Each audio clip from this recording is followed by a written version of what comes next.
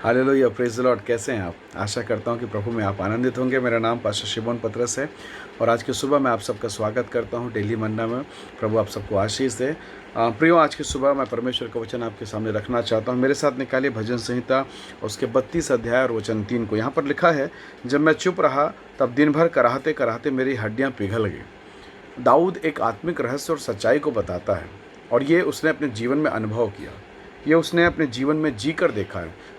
बहुत बार हम जब अपने जीवन में चुप रहते हैं, बहुत सारी समस्याओं से होकर गुजरते हैं। दाऊद इस अनुभव को कहता है, दिन भर कराहते कराहते मेरी हड्डियां पिघल गई। ये कब हुआ? जब मैं चुप रहा, जब मैं शांत रहा। आप दाऊद के जीवन को जानते हैं। उसने पछतावा किया जब वो बेतशेबा के पास गया। जब वो गया, बड़ा उसे आनंद आया। वो पाप के बंधन में फंस गया। उसे सब कुछ बढ़िया लग रहा था और बहुत जल्द उस पाप को पूरा करने के लिए उसने हत्या तक को अंजाम दे दिया।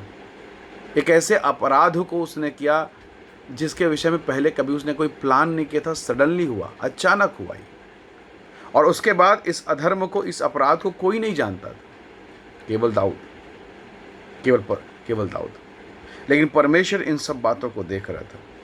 और ये दाऊद कहता है कि जब मैंने अपने पाप को माना, जब मैं चुप रहा, मैं दबता चला गया।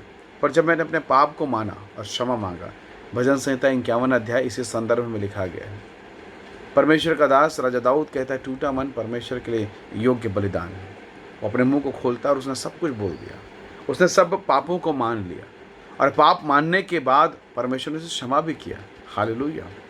ये परमेश्वर का अनुग्रह है। अद्भुत स्वभाव का, अद्भुत कृपा है परमेश्वर की कि जब एक व्यक्ति चुप रहता है, वो पीड़ा से, परेशानी से दबता चला जाता है। शैतान आप पर दबाव डालता है। पर जब आप माफ़ी मांग लेते हैं और आपको माफ़ी मिल जाती है, तब आपके हृदय से बहुत प्रकार की समस्याएं, बहुत प्रकार की तकलीफ़ें, बहुत प्रकार का दबाव जो स्पिरिचुअल लाइफ में वो ख़त्म हो जाता है। दाऊद ने इसे लिखा, जब मैं चुप था मेरी हड्डियाँ पिघल गई।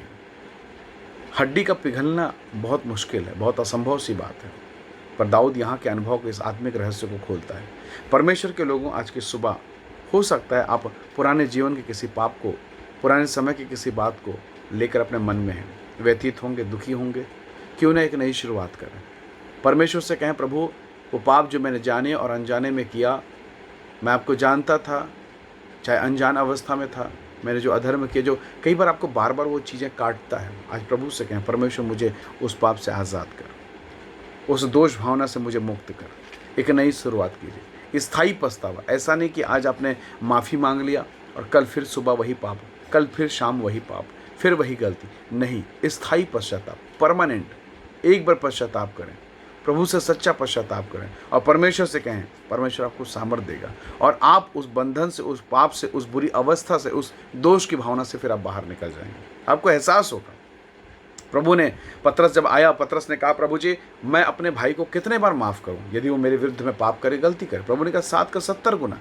यानी परमेश्वर के प्रेम की सीमा को देखिए। हालेलुया!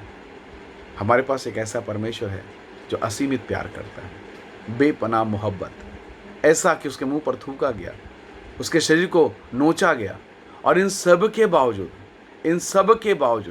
उसने कहा, पिता इन्हें क्षमा कर, क्योंकि ये जानते नहीं क्या करते हैं। कि आज की सुबह मैं और आप प्रभु से कह सकते हैं, प्रभु मुझे माफ़ कर, मुझे क्षमा कर, मुझ पर दया कर। एक नई शुरुआत आप करें और आप देखिएगा नई शुरुआत सबसे बेहतर होगा। पाप के साथ शिमशोन नाश हो रहा था। शिमशोन मानो खत्म हो, आंखें फोड़ दी गई, बंधन में था। पर उसने कहा, खुदा एक बार, परमेश्वर एक बार दया कर। और प्रभु ने वो दया किया जो जीवन में कभी नहीं किया, वो आज किया। हमारा परमेश्वर आंसुओं को देखने वाला, प्रार्थना को सुनने वाला परमेश्वर है। हालेलुया! आइए आज की सुबह हम प्रार्थना करें। प्रेमी अनुग्रहकारी स्वर्गीय पिता, एक स्थायी पश्चाताप करने का सौभाग्य दे। रोज माफ़ी मांगना और रोज पापें पढ़ना नहीं प्रभु, एक स्थायी पश्चाताप, एक नया परिवर्तन, एक नई शुरुआत, एक नया लगाव, ताकि प्रभु आपकी आत्मा हमारी सहायता करे। प्रभु तेरा अनुग्रह का आत्मा हमारी सहायता करे। प्रभु होने दीजिए आपका अनुग्रह, आपकी कृपा, आपकी दया हमारे जीवन पर सदैव बनी रहे प्रभु। जितने लोग इस वीडियो को देख रहे हैं, हर एक को आप आशीषित करें। हम यीशु के सामर्थ्य नाम से मांगते हैं, आमीन, आमीन।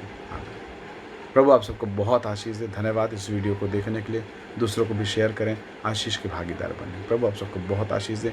Thank you. Praise the Lord. जय मसीह।